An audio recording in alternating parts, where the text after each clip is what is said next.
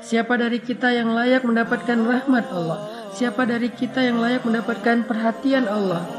Yang layak mendapatkan cinta Allah? Dan itu nggak mudah. Cinta Allah itu terlalu istimewa. Cinta makhluk aja kita berjuang, masa cinta Allah dapatnya gratisan?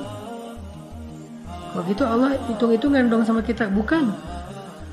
Allah pengen mengajarkan kita tentang sabar.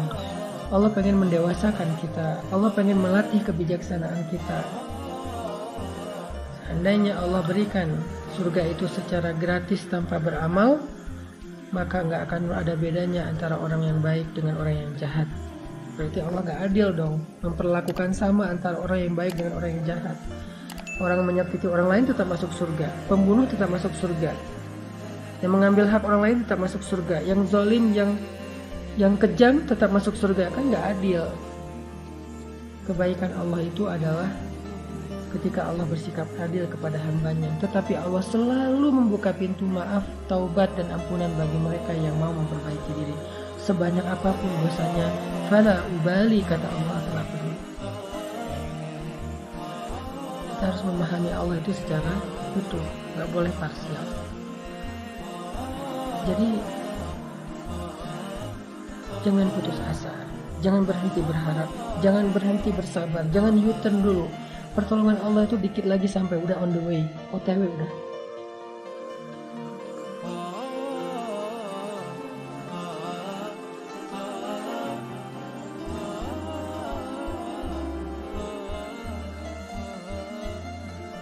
Allah juga berfirman, وَلَنَبْلُوَنَّكُمْ بِشَيْءٍ مِّنَ الْخَوْفِ وَالْجُوعِ وَنَقْصٍ مِّنَ الْأَمْوَالِ وَالْأَنفُسِ وَالثَّمَرَاتِ. Kami pasti akan menguji kalian, pasti. وَلَنَبْلُوَنَّكُمْ, pakai tasydid, penegasan. Pasti kami akan menguji kalian. Fase ujian, fase ibtila, fase sabar ini memang fase yang harus kita lalui semuanya, nggak ada pengecualian, termasuk para nabi yang lebih soleh daripada kita, termasuk Rasulullah yang lebih dicintai Allah daripada kita, kekasih Allah sekalipun melewati fase ini. Terus siapa kita untuk melangkahi dan men-skip fase ini? Nggak ada. Semua kita ngalami. Nabi Muhammad aja yang lebih keren daripada kita ngalami ujian yang berat. Apalagi kita yang keimanannya belum tentu benar, yang kata-kata hijrahnya belum tentu jujur, yang bilang pengen memperbaiki diri belum tentu sungguh-sungguh. Maka Allah pasti akan menguji semua kita. Walanabluwannakum, pasti kami akan menguji kalian, bisyai'in, dengan sedikit rasa, bisyai'in minal khaufi, rasa takut, ujian perasaan, wal ju', rasa lapar, ujian harta, wa naqsim minal amwal, kekurangan harta, ujian harta juga, wal anfus, kehilangan orang-orang yang dicintai, ditinggalkan orang-orang yang dicintai, sakit hati, ujian perasaan, wathamarat, kebunnya enggak berbuah, enggak jadi panen, segala macam, ujian harta, ujian perasaan, ujian harta, ujian fisik. Lalu di akhir ayat itu apa kata Allah? Wa basyiris sabirin, sampaikan berita gembira kepada orang yang sabar. Apa berita gembiranya? Ala inna nasrallahi qarib, bukankah pertolongan Allah itu sudah dekat?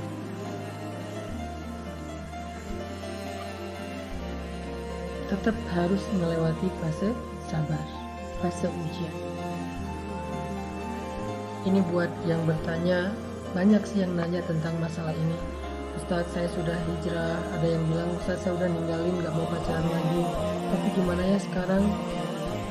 Saya takut dia jadian sama yang lain, saya takut kehilangan dia, aslinya saya gak bisa ngelupain dia, saya punya perasaan sama dia, cuman saya juga gak mau berbuat dosa dan segala macam.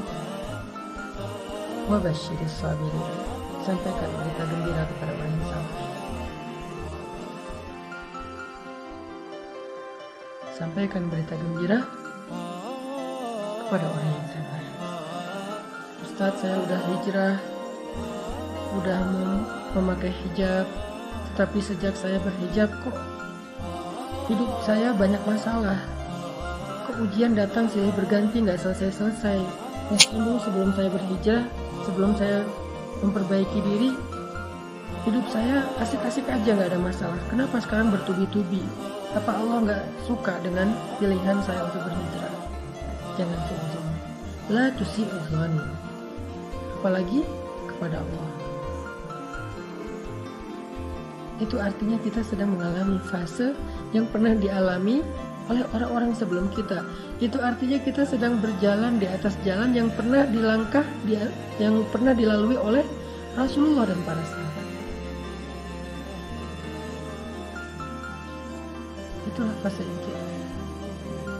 Berapa lama Ustadz? Allahu a'lam. Masing-masing orang, masing-masing kasus berbeda. Ada yang sehari, ada yang seminggu, ada yang sebulan, ada yang setahun, ada yang lebih dari setahun, ada yang sampai 10 tahun. Allah lebih tahu. Tetapi Allah nggak hanya ngasih kita ujian biasanya. Cuman yang kita lihat, yang kita record, yang kita notice itu kan cuma ujiannya. Padahal nikmatnya Allah kasih itu banyak banget.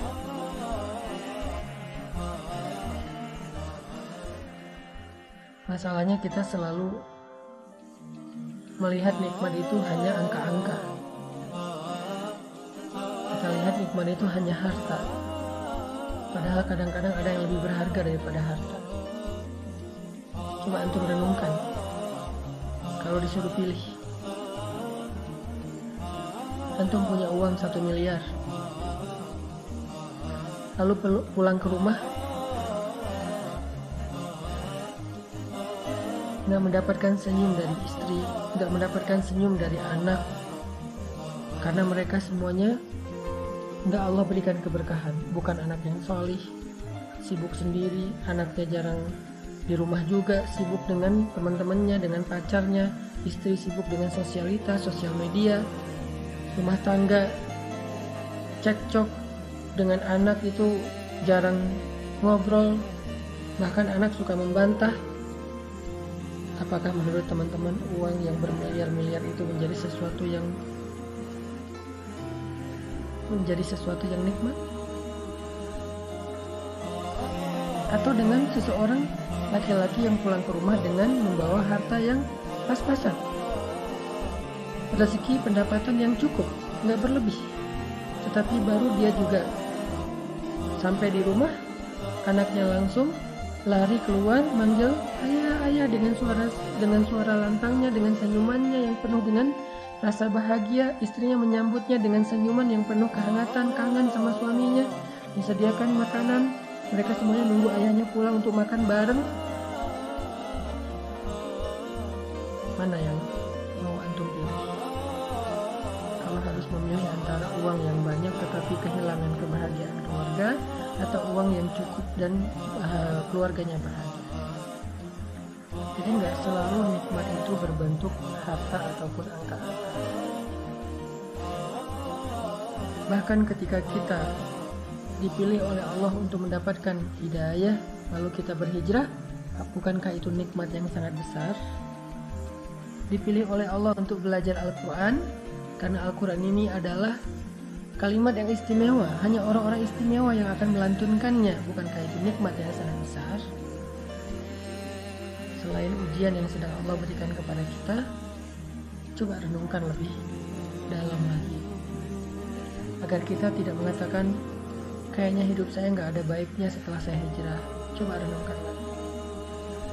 Kali setelah kita hijrah, kayaknya nggak ada sama sekali.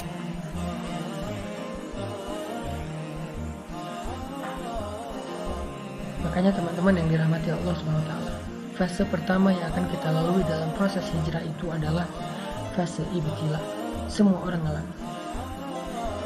Lalu kalau kita sabar, kalau kita bertawakal, berserah kepada Allah, kalau kita bertahan dan tidak berputus asa, kalau kita berbaik sangka bahwa Allah nggak ninggalin kita, kalau kita ridho dengan semua ketentuan Allah setelah kita memilih pilihan hijrah, maka kita akan sampai kepada fase kedua, yaitu fase tamkin, fase nasr, pertolongan dan kemudahan dari Allah Subhanahu wa Ta'ala.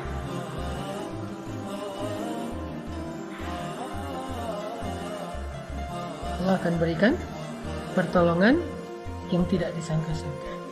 Itulah fase yang kedua, yaitu fase tamkin. Di fase ini Allah berfirman, yaj'al lahu makhraja, Allah kasih dia jalan keluar, wa yarzuqhu min haitsu la yahtasib, Allah kasih dia rezeki dari jalan yang tidak terduga-duga, wa yaj'al lahu min amrihi yusra, Allah jadikan segala urusannya itu menjadi mudah, wa yu'zim lahu ajra, Allah lipat gandakan pahala-pahalanya.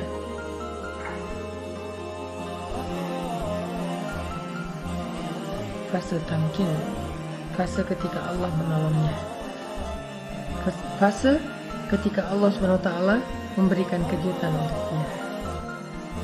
Tunggu deh, Allah tuh gak pernah ingkar janji loh.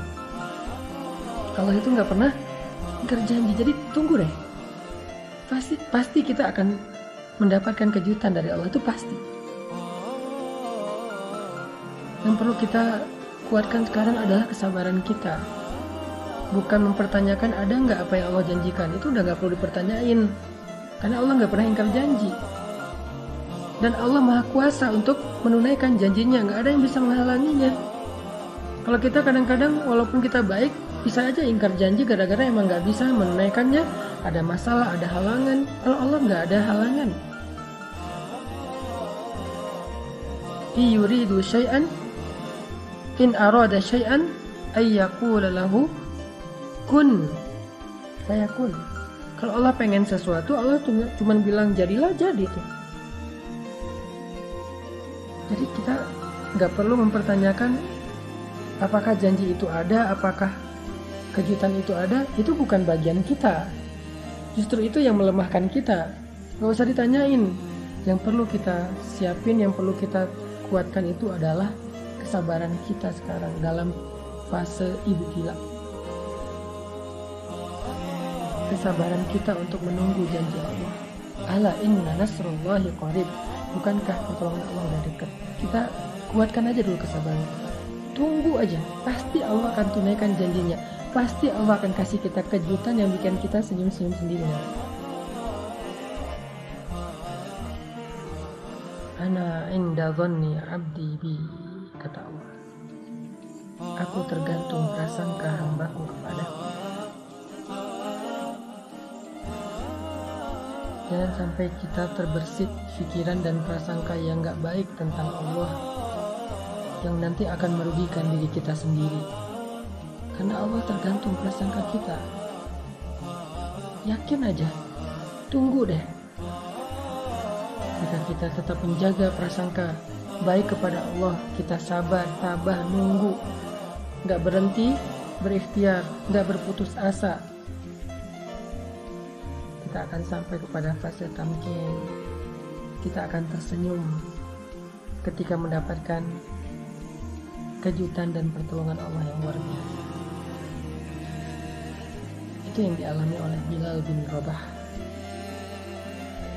Dia masuk Islam, lalu dia ketahuan sama tuannya, lalu dia diuji dengan disiksa oleh Umayyah bin Khalaf, siksaan yang hampir membuat dia meninggal dunia. Saking beratnya siksaan tersebut, ditindih batu yang besar, yang mungkin lebih berat daripada orang, ditindih di dadanya, hampir aja tulang rusuknya patah, dijemur di bawah terik matahari yang panasnya lebih dari 50 derajat, dicambuk, disiram dengan air panas, dibakar, dikulitin, dibeset-beset, dan segala macam bentuk penyiksaan yang luar biasa. Bilal hanya bilang ahadun ahad, ahadun ahad. Dari yang tadinya dia mengatakan ahadun ahad dengan suara lantang sampai hanya bisa berbisik ahadun ahad. Saking beratnya ujian Bilal, dia nggak berputus asa terhadap ahadun ahad. Kemudian Allah datangkanlah tamkin untuknya. Allah utus Abu Bakar As-Siddiq untuk membeli Bilal. Lalu setelah dibeli oleh Abu Bakar, Bilal berpikir dia akan menjadi budaknya Abu Bakar, dan dia ridho menjadi budak Abu Bakar karena menjadi budak Abu Bakar adalah keberuntungan punya tuan sebaik Abu Bakar. Tapi ternyata Allah ngasih dia kejutan. Bukan hanya dibeli oleh Abu Bakar, tapi setelah dibeli saat itu juga Abu Bakar mengumumkan, Bilal adalah saudara saya di dunia dan di akhirat. Artinya Bilal bukan budaknya Abu Bakar, tapi saudaranya Abu Bakar. Bilal bukan budaknya Abu Bakar, tapi saudaranya Abu Bakar. Kalimat saudara ini bukan basa-basi. Kalimat saudara ini bagi orang Arab, apalagi bagi para sahabat, itu berarti sebuah janji, muahadah, yang kalau ada apa-apa, maka Abu Bakar yang akan membela Bilal. Kalau ada apa-apa, Abu Bakar yang akan menanggung kebutuhan Bilal. Ada apa-apa, Bilal bisa datang ke rumah Abu Bakar kapan saja. Ketuk 24 jam, rumah Abu Bakar itu terbuka untuk Bilal. Keluarga Abu Bakar adalah keluarga Bilal. Anak-anak Abu Bakar adalah ponakannya Bilal. Kejutan dari Allah. Tiba-tiba Bilal, budak dari Habasyah, yang hina, yang gak ada nilainya, menjadi saudara dari seorang laki-laki yang terhormat, kaya raya, mulia akhlaknya di kota Mekah. Sehingga tiba-tiba budak-budak yang lain jadi cemburu kepada Bilal. Aduhai, seandainya aku seperti Bilal. Kejutan dari Allah.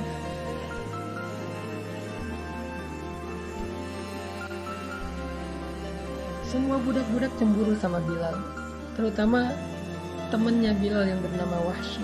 Dia pengen jadi kayak Bilal. Dia pengen mendapatkan keistimewaan yang didapatkan oleh Bilal. Diangkat menjadi saudara pemuka Quraisy, dan itu belum pernah terjadi dalam sejarah perbudakan di kota Mekah. Belum pernah terjadi. Ada budak diangkat menjadi saudara pemuka Quraisy, itu nggak ada. Menjadi saudara orang biasa aja nggak ada, apalagi pemuka Quraisy. Terhormat banget. Keesokan harinya penampilan Bilal udah berubah. Dia udah gak pakai lagi baju budak yang compang-camping, yang kasar. Abu Bakar memberinya baju yang baru. Abu Bakar memberinya baju baru. Abu Bakar memberinya tempat tinggal yang layak di sebelah rumah Abu Bakar. Abu Bakar memberikannya pekerjaan, dan dia bekerja untuk diupah, bukan bekerja sebagai budak. Keesokan harinya, tiba-tiba Bilal jalan di jalan kota Mekah. Dan ketika bertemu dengan Wahsy, temannya yang sesama budak dulu, Wahsy sampai pangling lihat Bilal yang sekarang udah berubah banget. Walaupun tetap baik, tetap humble, tetapi penampilannya udah berubah banget. Orang-orang Mekah yang tadinya memandang Bilal dengan pandangan hina, sekarang kalau berpapasan dengan Bilal, mereka menghormati Bilal. Di pasar, Bilal membeli barang untuk dirinya sendiri, bukan untuk orang lain, bukan untuk tuannya. Bilal bisa membeli barang dengan uangnya sendiri, dan orang berdagang berjual beli dengan Bilal. Puncak dari kejutan yang Allah berikan kepada Bilal adalah ketika Nabi mengatakan, wahai Bilal, bima sabaqtani ilal jannah, dengan apa engkau mendahului aku ke surga, wahai Bilal? Dijamin masuk surga. Dijamin masuk surga. Nabi udah mendengar langkah-langkah kaki khusus di zaman Nabi. Allah muliakan Bilal bahkan di antara penduduk langit. Tamkin, kejutan. Allah gak pernah ingkar janji. Tapi sebelum sampai kepada kejutan-kejutan yang luar biasa ini, Bilal harus melewati ujian yang sangat berat. Fase ibtila yang luar biasa yang hampir membuatnya terbunuh. Ketika diuji, semua orang kasihan sama dia. Semua orang berpikir dan khawatir dia akan mati dengan ujian ini. Sampai Wahsy berkali-kali bilang kepada Bilal, Bilal udahlah, nyerah aja. Bilal udahlah, lakukan aja apa yang diinginkan tuanmu supaya engkau tidak disiksa lagi. Aku gak kuat ngelihat kamu setiap hari disiksa dari pagi sampai malam. Tapi Bilal bertahan dengan ahadun ahadnya. Dan setelah ujian itu, bila mendapatkan pertolongan dan kejutan Allah, barulah orang mengatakan, aduhai seandainya saya menjadi seperti itu. Jadi teman-teman yang berhijrah, termasuk saya, kita semuanya kan dalam proses berhijrah kepada Allah Subhanahu wa taala. Semua kita punya masa lalu.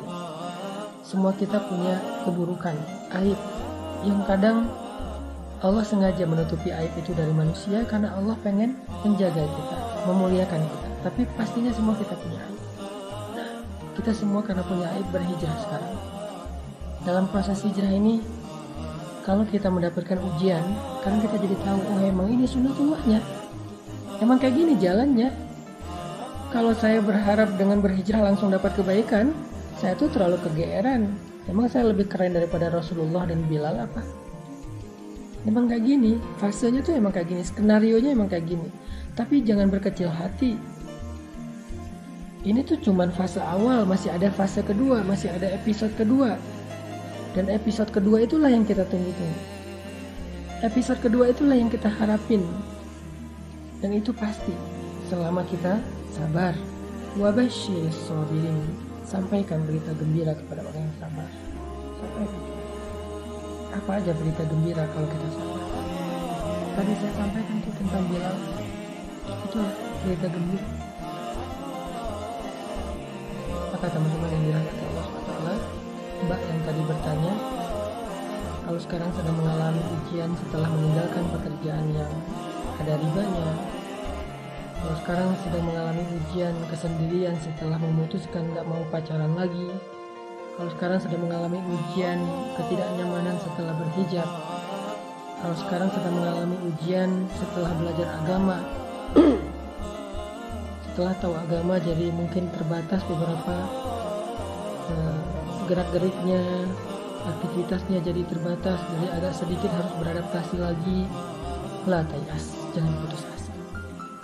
La tahzan, jangan berkecil hati. Innallaha ma'ana, Allah membersamai kita. Itu adalah pesan Nabi dalam peristiwa hijrah. Apa pesan Nabi dalam peristiwa hijrah? Yang paling fenomenal dan legend banget, la tahzan, innallaha ma'ana. Itulah pesan hijrah. Jangan sedih, Allah bersama kita. Kenapa Nabi berpesan demikian? Karena Nabi tahu hijrah itu gak mudah.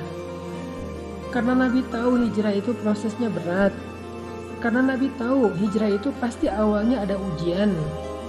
Maka Nabi mengatakan sebagai bekal bagi semua yang mau berhijrah, mengikuti langkah dan jalannya Nabi, la tahzan, innallaha ma'ana. Jangan berkecil hati, jangan bersedih, jangan berputus asa, jangan khawatir, jangan ragu. Allah bersama dengan kita. Itu aja yang jadi modal kita dalam proses hijrah. Pegang kata-kata Nabi itu. La tahzan innallaha ma'ana. Pegang kata-kata Allah, wa basyiris shabirin, agar kita bisa melalui fase ibtilah kita. Jangan pernah berandai-andai kita sampai ke tamkin sebelum kita melewati ibtilah. Enggak ada itu ceritanya. Sampai Imam Asy-Syafi'i pernah ditanya oleh seorang muridnya, ayyuhuma afdal ya Syekh, ayyubtala aw yumakkan?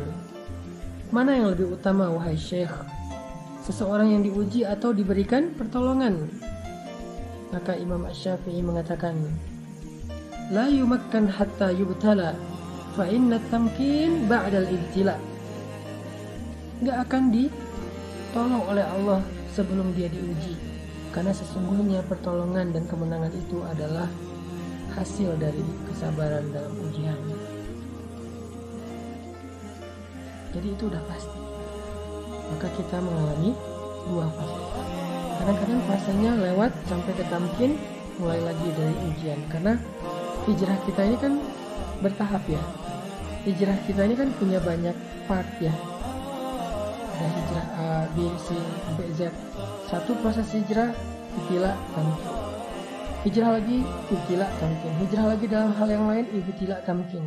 Karena hijrah kita nggak sekaligus tuntas. Kita hijrah itu ada bagian-bagiannya. Mungkin sekarang baru hijrah penampilan. Ibtila tamkin. Nanti habis ini hijrah status. Ibtila tamkin. Habis ini hijrah perilaku. Ibtila tamkin. Habis ini hijrah pekerjaan. Ibtila tamkin. Kayak gitu aja terus skenarionya, fase-fase yang akan dilalui.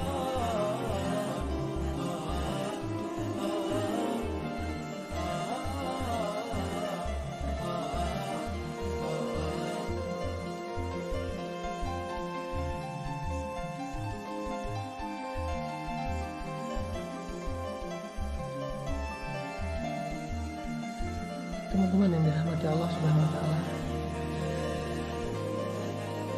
kadang kita juga ngerasa gini, kenapa Allah ngasih beban ini ke saya? Ketika seorang istri divorce dengan suaminya, lalu dia merasa terbeban dengan anak-anak,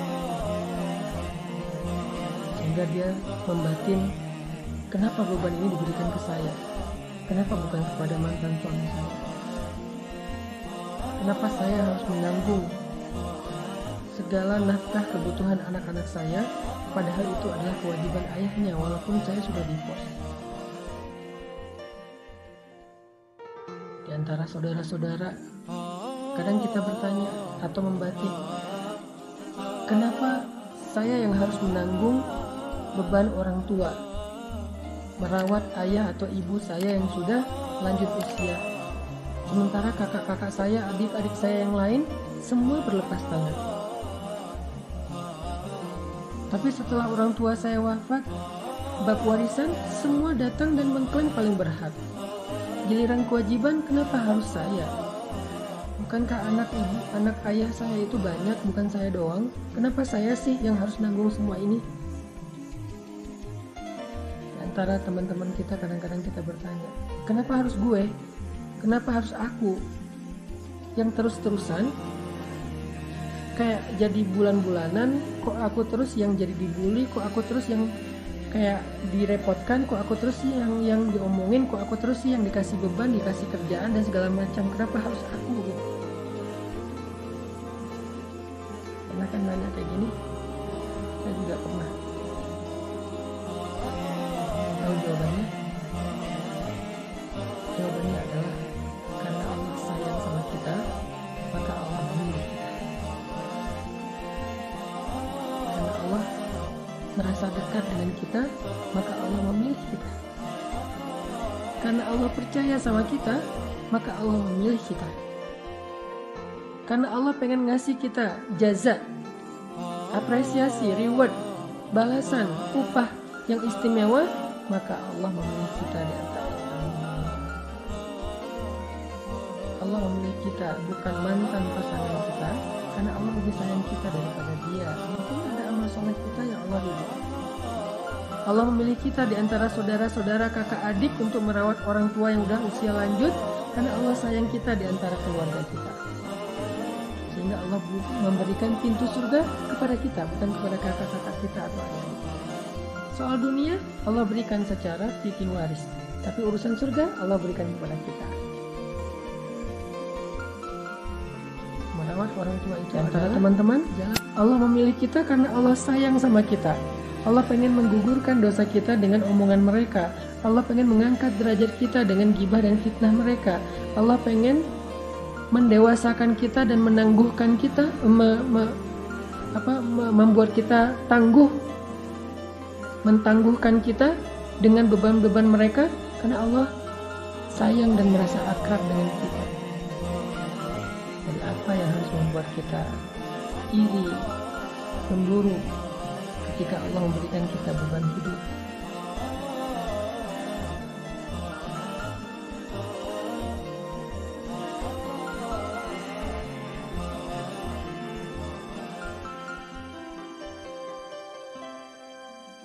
Saya juga kalau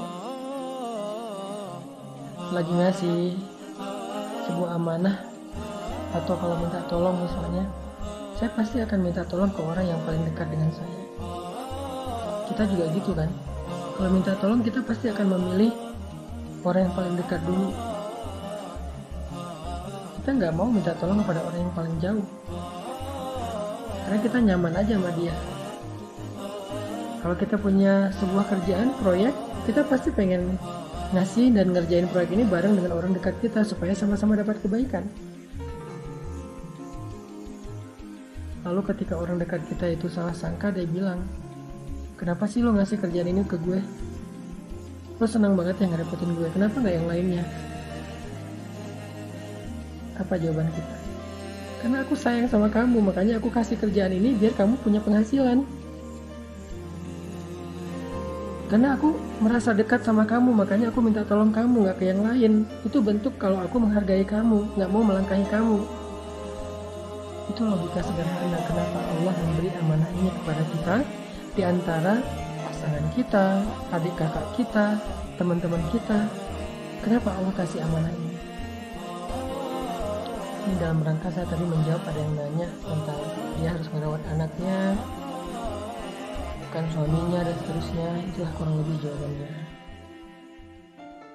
Itulah teman-teman pertanyaan malam ini yang saya jawab sekaligus dengan sharing, jadi inline antara pertanyaan dengan sharing, dan mudah-mudahan udah terjawab beberapa pertanyaan teman-teman juga yang setema dengan ini. Kalaupun yang enggak, tetap menjadi booster dan pengembangan buat kita. Inti dari belajar agama itu adalah menjadi petunjuk hidup kita, baik petunjuk hati, petunjuk perilaku, petunjuk pikiran. Itulah inti dari belajar agama, bukan wawasan.